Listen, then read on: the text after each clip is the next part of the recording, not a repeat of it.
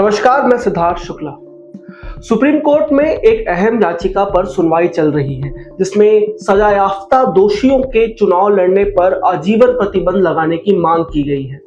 फिलहाल जनप्रतिनिधित्व अधिनियम 1991 की धारा 8 और 9 के तहत किसी भी जनप्रतिनिधि को अपराध सिद्ध होने पर सजा पूरी होने के बाद भी 6 साल तक चुनाव लड़ने से रोका जाता है, लेकिन याचिकाकर्ताओं का कहना है कि यह प्रतिबंध आजीवन होना चाहिए। सरकार ने इस मांग का विरोध करते हुए सुप्रीम कोर्ट में हलफनामा दाखिल किया है। सरकार का तर्क है कि किसी भी दोषी व्यक्ति के चुनाव लड़ने पर प्रतिबंध लगाना संसद का अधिकार है, ना कि न्यायपालिका का। सुप्रीम कोर्ट ने इस याचिका पर सुनवाई करते हुए हैरानी जताई है। सुनवाई के दौरान न्यायमूर्ति दीपांकर दत्ता और न्यायमूर्ति मनमोहन की पीठ ने सरकार से सवाल किया है, अगर कोई व्यक्ति आपराधिक मामलों में दोषी पाया गया है तो वह दोबारा संसद में कैसे जा सकता है।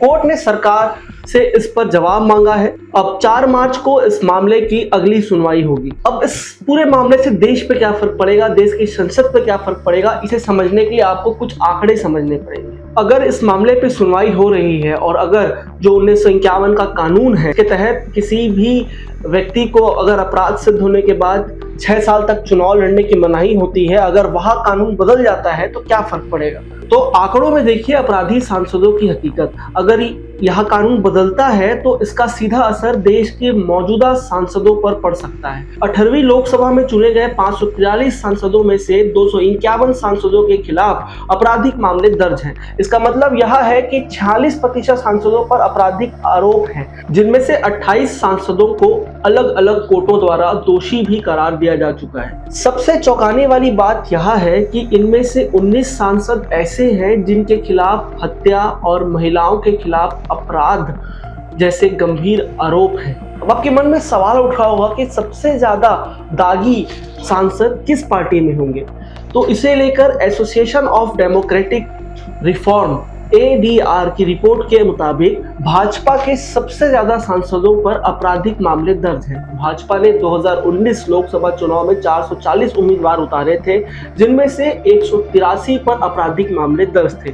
वहीं भाजपा के कुछ सांसदों पर महिलाओं के खिलाफ अपराध और नफरती भाषण देने के आरोप भी हैं। और अगर राज्यवार इन आंकड़ों को देखेंगे तो देश के लगभग 10 राज्यों में 50% से ज्यादा सांसदों पर आपराधिक मामले दर्ज हैं।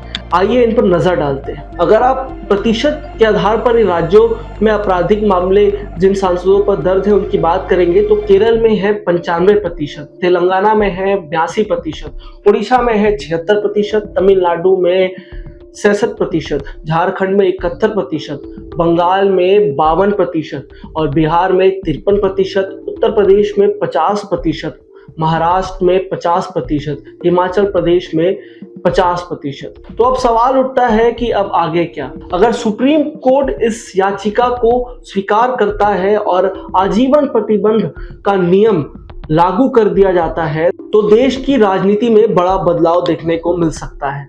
कई मौजूदा सांसद और नेता चुनावी दौड़ से बाहर हो सकते हैं, जिससे राजनीति में अपराधीकरण को रोकने की दिशा में अहम कदम उठ सकता है।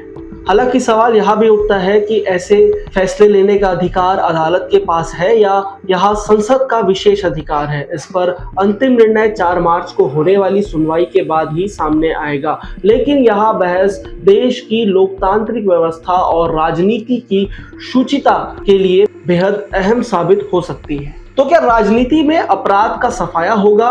क्या हमारे जनप्रतिनिधि वास्तव में स्वच्छ छवि के होंगे? इसका जवाब आने वाले समय में मिलेगा। तब तक के लिए इसी तरह की लेटेस्ट खबरों में बने रहने के लिए हमारे चैनल को फॉलो करें। व्यायाम भारत में सिद्धार्थ।